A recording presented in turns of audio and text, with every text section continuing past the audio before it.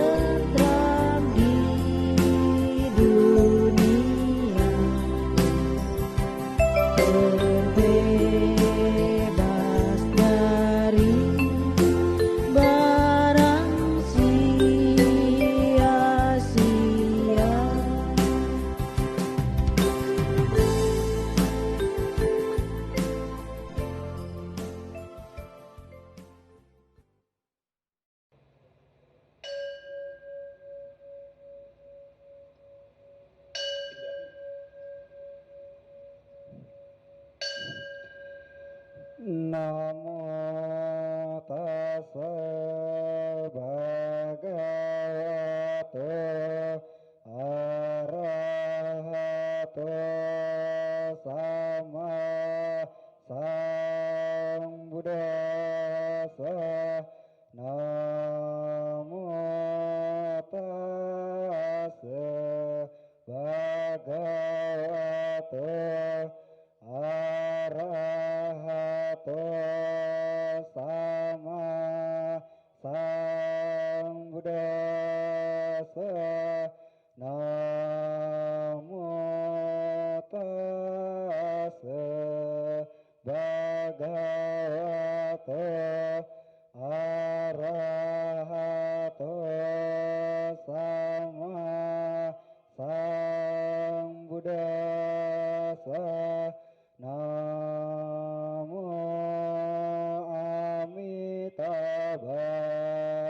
Buddhaya. Namo Avalokitesvara Bodhisattva Mahasattva. Namo Maitreya Bodhisattva Mahasattva. Namo Sabbe Bodhisattvaya Mahasattvaya.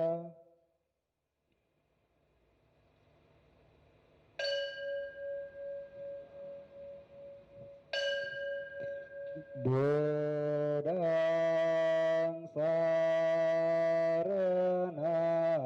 gacchami. Dhammang saranang gacchami. Sanghang saranang gacchami. Dutiyampi Buddhaṃ saranang gacchami. Dutiyampi Dhammang saranang gacchami. Dutiyampi Sanghang saranang gacchami. Tatiyampi Buddhaṃ saranang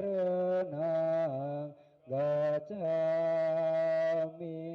Tatiyampi Dhammang saranang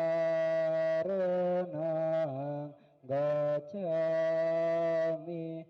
Tatiyampi Sanghang saranang gacchami.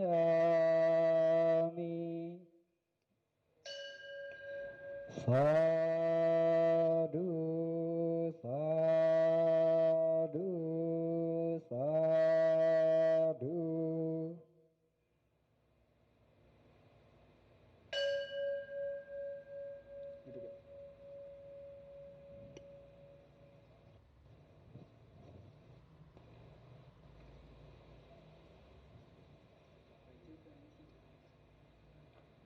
Bapak Ibu, sekarang kita melaksanakan wihara gita. Yang pertama itu nyanyi Rawatlah Nurani Suci.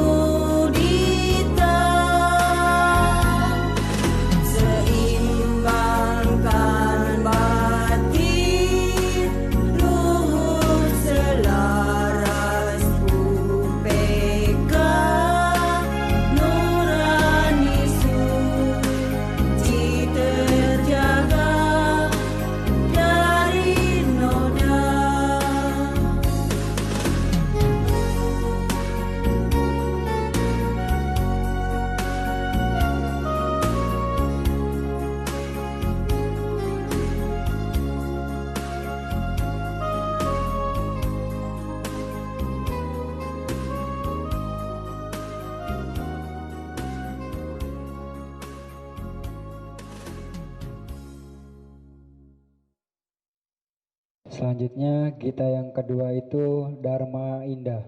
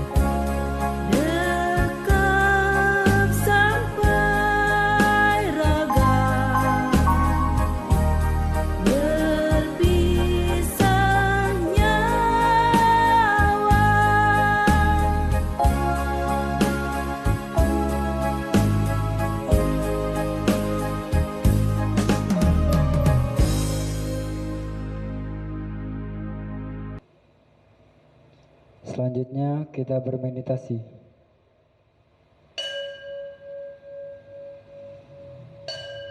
Berapa kali?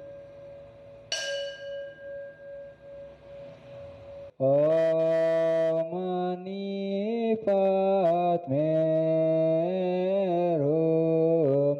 Om Mani Padme Hum. Om Mani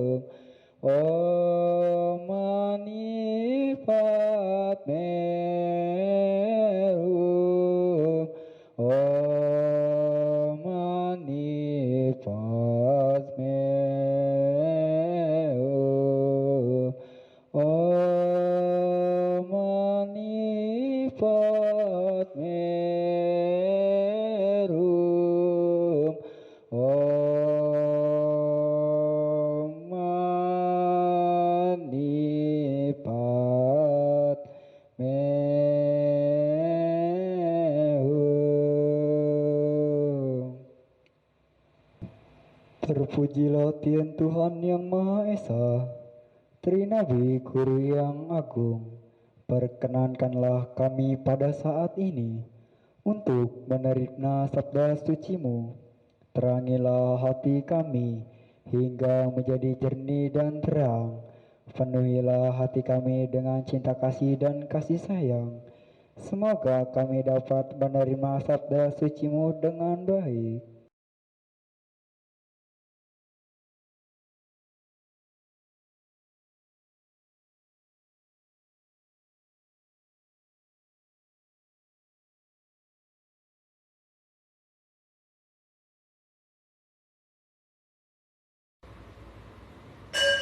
Sadu, sadu, sadu.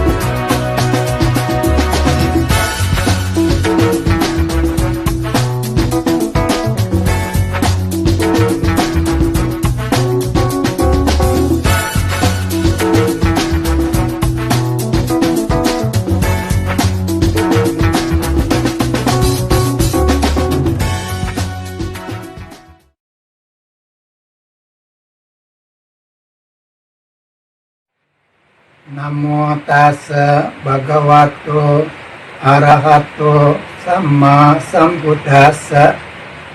Namo tassa bhagavato arahato sama sambuddhassa. Namo tassa bhagavato arahato sama sambuddhassa. Terpujilah Sang Bhagawa yang Maha Suci, yang telah mencapai penerangan sempurna. Terpujilah Sang Bhagawa yang Maha Suci, yang telah mencapai penerangan sempurna. Terpujilah Sang Bhagawa yang Maha Suci, yang telah mencapai penerangan sempurna. Dhammahape rakati dhammacare, Dhamma sucine suka mawahati, Pesa nisamso Dhamma sucine, nak dukati gacanti Dhammakari. Dhamma akan menjadi pelindung bagi mereka yang mempraktekkan Dhamma. Praktek Dhamma akan membawa kebahagiaan.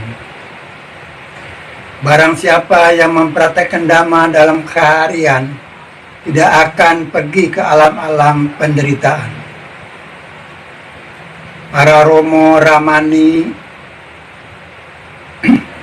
yang saya hormati, serta para duta Dharma yang saya cintai, ibu, bapak, dan saudara-saudara sedharma yang berbahagia, terimalah salam dalam Dharma. Namo Buddhaya.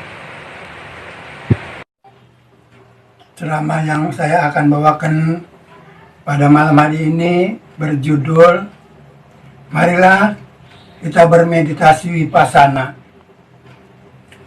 Saya akan, sebelum mencapai ke titik persoalan, saya akan menceritakan supaya nanti lebih gampang dimengerti. Saudara-saudari sedama yang berbahagia, kalau kita misalnya adakan upacara perkawinan ataupun upacara mempelai atau pindah rumah, kemudian pada saat kita menerima hadiah, karena mungkin ada teman kita yang sangat dekat memberikan hadiah yang sangat berharga, yaitu misalnya yang untuk ibunya dikasih gerang yang bertaburan berlian, dan bapaknya dikasih arloji yang dari Swiss. Bagaimana perasaan ibu bapak? Pasti akan gembira atau sedih? Tentunya akan gembira. Gembira itu adanya di mana? Di gelang berlian, di arloji, atau di mana? Kebahagiaan itu adanya di sini, di dalam diri kita sendiri, bukan di luar. Jadi kalau mencari kebahagiaan itu carinya di dalam, bukan cari di luar. Kemudian, apabila satu hari karena ada urusan penting, misalnya saudara diundang suami istri ke satu upacara perkawinan, maka gelangnya dipakai oleh istrinya dan bakal memakai arlojinya. Setelah sampai di tempat perjamuan, karena kurang hati-hati, gelangnya jatuh dan pecah, di mana berliannya acak-acakan, dan arlojinya juga jatuh, terinjak, jadi ringsek. Bagaimana kira-kira pikiran Bapak? Perasaan Bapak bagaimana? Senang apa susah? Susah. Susah itu adanya di mana? Di berlian atau di arloji? Susah itu adanya di sini, di dalam diri kita sendiri. Oleh karena itu, suka duka itu adanya di dalam. Nggak usah dicari keluar, cari aja di dalam.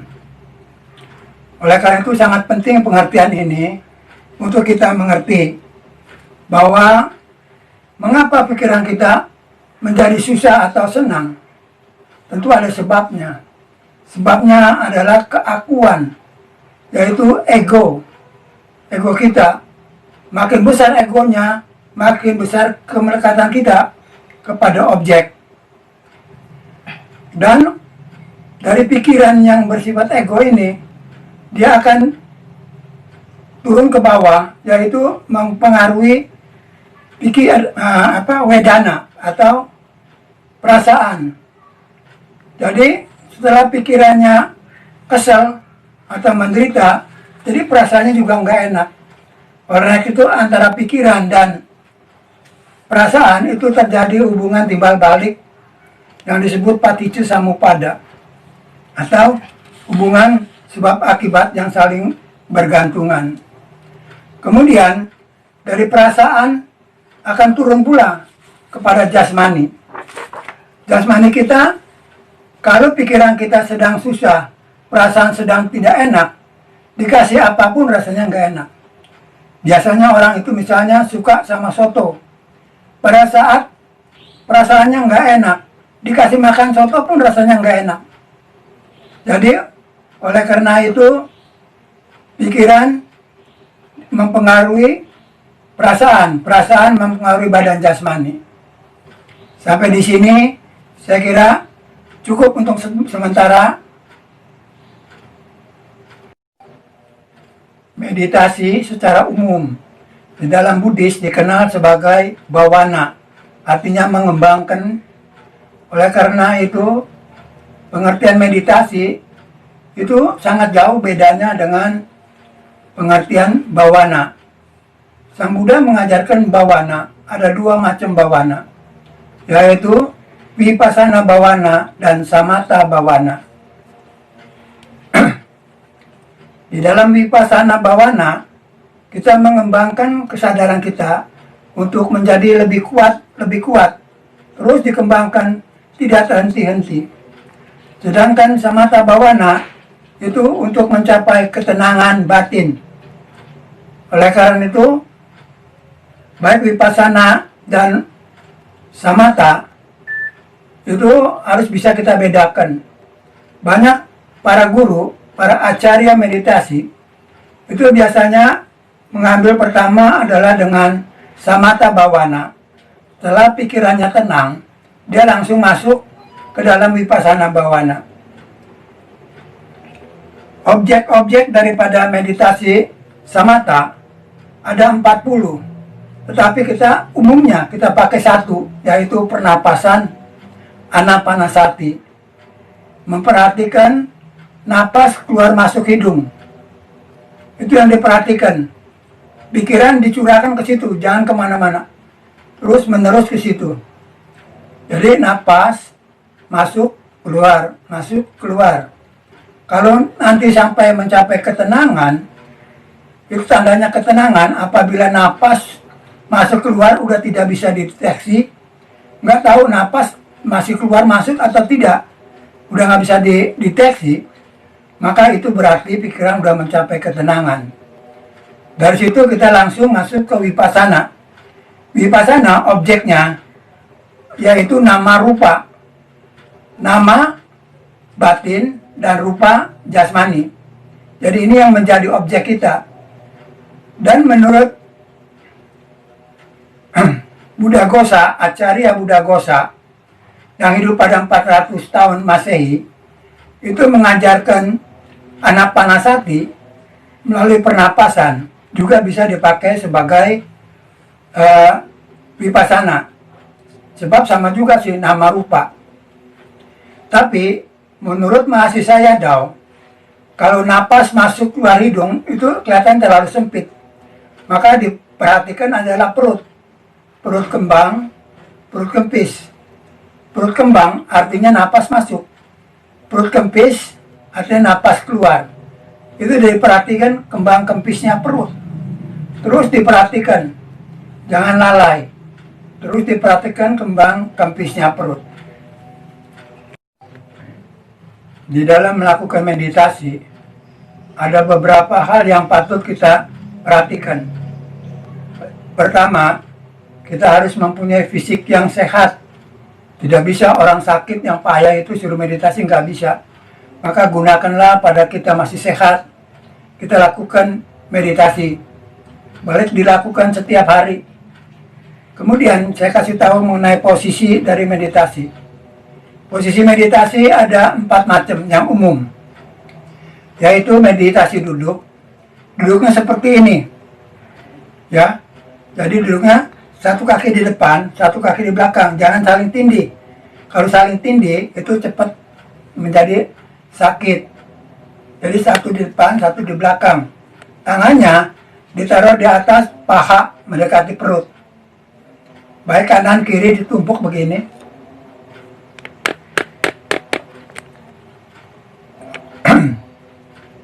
Itu posisi duduk. Dan di dalam posisi duduk, objeknya adalah nama rupa. Dalam hal ini adalah kembang kempis perut. Perut kembang, perut kempis. Perut kembang, perut kempis. Itu terus yang diperhatikan. Menurut Satipatthana Sutta, itu ada 4 objek seharusnya yang perlu diperhatikan. Yang pertama adalah jasmani. Ya, jasmani. Yang kedua adalah perasaan. Yang ketiga adalah kesadaran. Dan yang keempat adalah dhamma. Jadi kalau kita sedang memperhatikan kembang kempisnya perut, kemudian ada pikiran yang ngaco, itu kita cukup hanya menyadari saja. Menyadari dan mencatat. Misalnya kita kembang kempis, kemudian pikiran kita datang melantur. Kita catat saja, melantur. Setelah melanturnya hilang, kembali kepada perut. Perut kembang, perut kempis. Perut kembang, perut kempis. Kemudian apabila timbul rasa sakit, biasanya sakit itu dirasakan terlebih dahulu ada di telapak kaki atau di kaki. Baik di telapaknya maupun di pahanya ataupun titik sentuh pantat, itu akan terasa lebih sakit duluan. Tapi itu nggak umum, ada juga yang langsung sakit pinggang, ya, atau mumet. Itu perlu diperhatikan.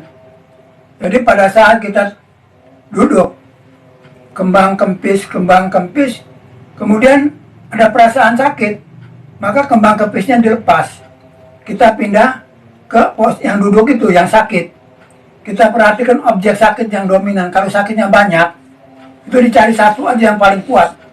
Kita perhatikan, mulai dia timbul, sampai dia lenyap. Terus saja diperhatikan dengan penuh perhatian, dengan penuh kesadaran, dan dicatat, jangan lupa. Ini pencatatan penting. Sebab kalau tidak dicatat, itu sama dengan samatha. Jadi kekotoran itu nggak hilang, tenggelam aja di dalam pendap. Tapi kalau vipassana dicatat, itu hilang dan tidak akan timbul. Kalau timbul, itu yang lain.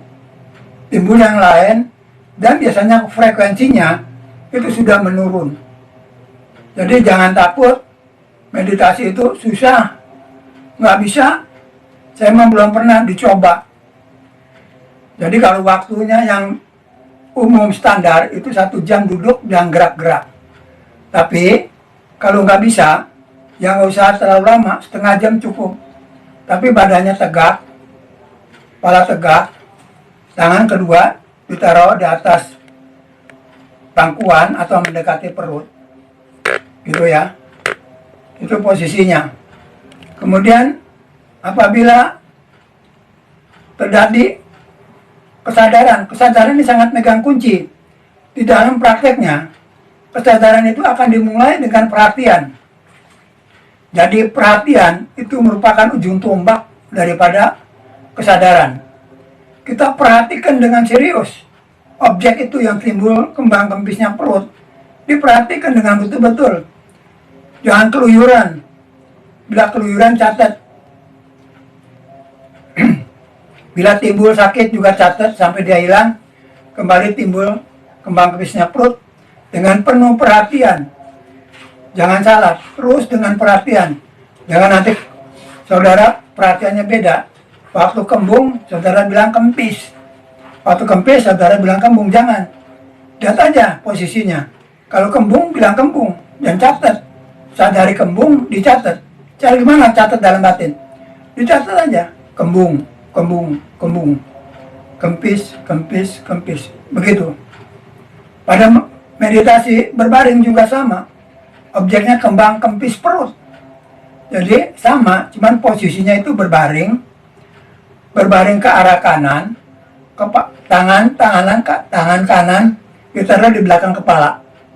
Jadi begini bentuknya dekat belakang kuping. Dan biasanya posisi ini sangat cepat lelah, biasanya tangan nggak kuat. Jadi sangat disarankan yang duduk dan berdiri. Kemudian yang keempat adalah meditasi jalan. Meditasi jalan, objeknya yaitu gerakan kaki. Dan gerakan hanya harus dilakukan secara perlahan-lahan, dengan penuh kesadaran dan dicatat. Misalnya, waktu ingin berjalan, kaki naik, naik, angkat. Setelah itu, dorong, dorong, dorong, atau maju, maju, maju. Kemudian turun, turun, turun. Sentuh, tekan. Kemudian diganti kaki sebelahnya. Begitu seterusnya. Jadi, angkat, angkat, angkat. Kemudian, naik, naik, angkat. Dorong, dorong, dorong. Turun, turun, sentuh, sentuh. Ini posisi jalan. Jadi 4 posisi ini yang biasa kita lakukan, tapi umumnya cuma 3. Yang satu berbaring jarang dilakukan, karena gampang kita masuk kepada meditasi janangor, yaitu meditasi ngorok. Ya, jadi jangan dilakukan sebaiknya.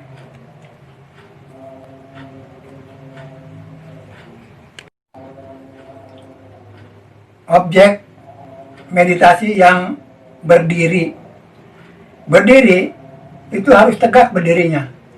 Kita mulai menyadari dari ubun-ubun kepala, ubun-ubun tan, cep, telapak kaki. Ubun-ubun tan, cep, telapak kaki. Ubun-ubun tan, cep, telapak kaki. Terus itu kita ulang-ulang. Setelah itu, kemudian posisi kita dalam keadaan tenang, tetap memperhatikan kembang kempisnya perut. Perut kembung, perut kempis, kembung, kempis, kembung, kempis. Apabila ada pikiran ngelantur, catat. Ngelantur, ngelantur, ngelantur. Dia hilang, balik lagi. Kempis, kembung, kempis, kembung. Begitu. Atau ada rasa sakit di telapak kaki atau di lain bagian, kembang kempis dilepas, kembang kempisnya perut dilepaskan. Kita perhatikan sakit. Dari mulai dia timbul sampai dia lenyap. Jadi itulah posisi dari meditasi.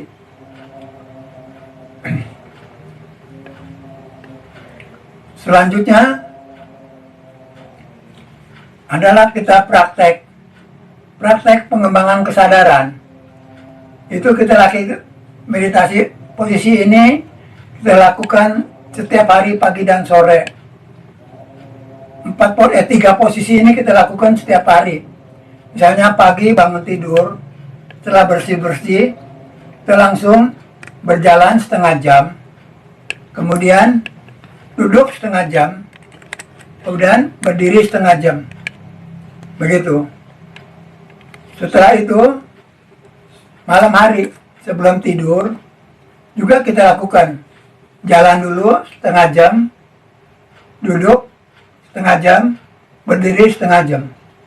Nanti waktunya terus ditingkatkan, ditambah terus sampai mencapai standar, yaitu 1 jam. Syukur-syukur kalau Bapak Ibu sekalian bisa tingkat sampai 2-3 jam atau sampai berapa jam gitu. Itu malah lebih bagus. Tapi jangan lupa, jangan lengah.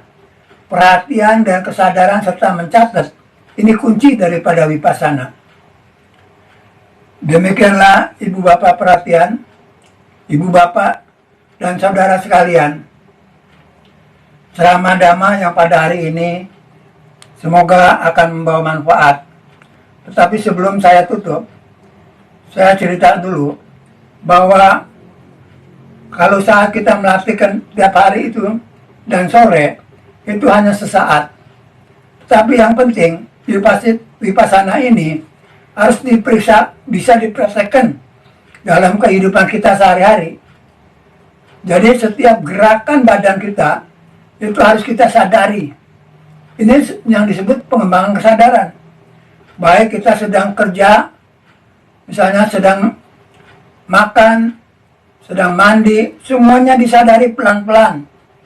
Sedang berjalan, semuanya disadari.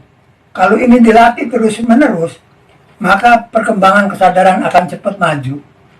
Dengan kesadaran yang maju, akan mengikis kilesa. Kilesa makin lama, kekuatannya makin turun. Sedangkan kesadaran makin meningkat ke atas. Oleh karena itu, dengan kesadaran yang penuh, terus naik, sampai mencapai puncaknya. Ini bisa mengatasi semua kilesa yang ada di dalam diri kita. Baik yang kasar, yang sedang, ataupun yang halus, seperti anusaya kilesa, yaitu awija atau moha. Ini bisa dipapat, karena kesadaran kita sudah mencapai puncak, di mana panya akan timbul dengan sendirinya. Demikianlah, selamat malam, Ibu Bapak dan Saudara sekalian. Terimalah salam dalam Dharma. Namo Buddhaya.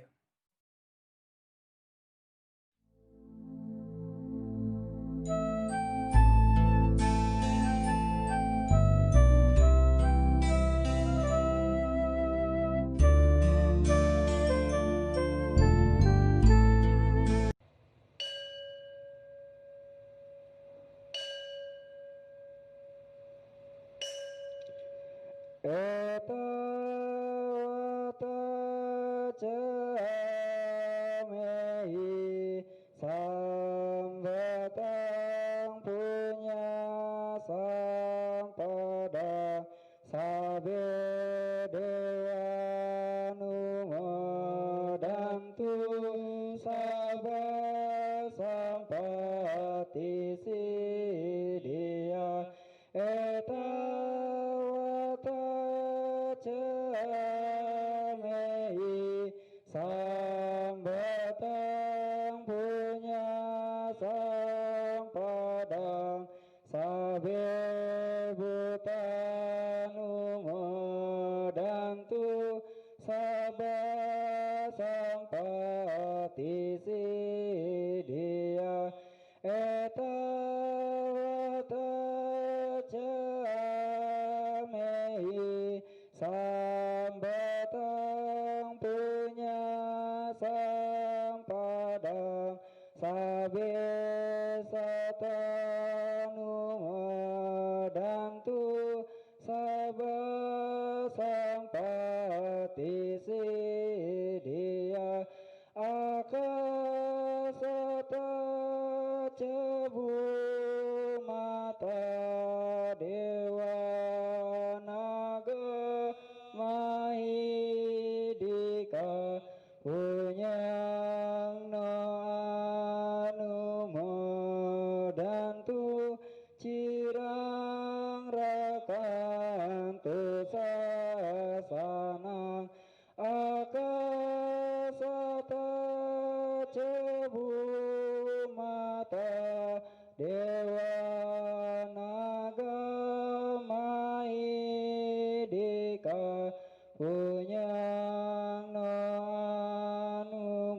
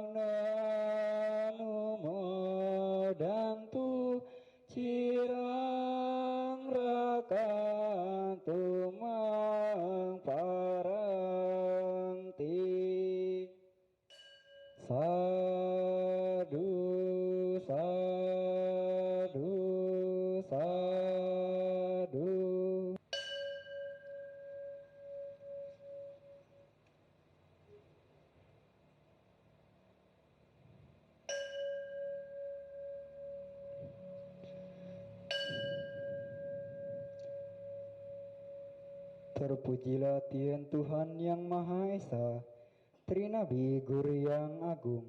Berkat hikmah kebijaksanaan Trinabi Agung, kami yakin akan tercapainya jalan tengah yang sempurna. Kami yakin akan terpancarkannya cahaya kesunyataan Dharma. Kami yakin kesadaran Tao yang tunggal akan menerangi hidup ini.